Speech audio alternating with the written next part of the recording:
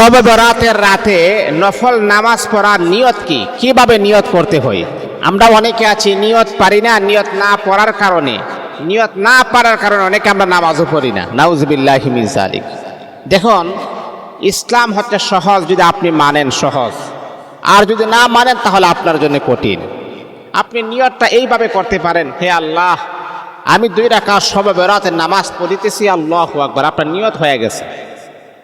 এই যে আপনারা অনেক সময় আছে যে ওয়াক্তের নামাজের নিয়ত জানেন না, জোহরের নামাজের নিয়ত জানেন না, আসরের নামাজের নিয়ত জানেন না।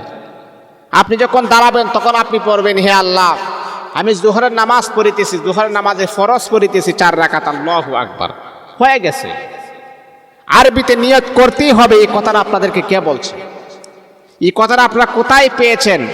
বাংলা, আমার আল্লাহ হচ্ছে এমন একজন রব, এমন একজন সৃষ্টিকর্তা, তিনি আরবিও জানেন, বাংলাও জানেন। আপনার মনের খবর জানেন কে?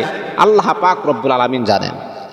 এই জন্য তারপরও যারা আরবিতে নিয়ত করতে অভ্যস্ত বা আরবি পড়ে নই, শবে বরাতের নামাজের নিয়ত এইভাবে করবেন, নাওয়াইতু আন উসাল্লি লিল্লাহি তাআলা রাকাতাই সালাতি লাইলাতিল বারাত নফলি মুতাওয়াজ্জিহান ইলা জিহাতিল কাবাতিশ শরীফাতি, আল্লাহু আকবার। এইভাবে নিয়ত করে 2 রাকাত করে আপনারা নামাজ পড়বেন।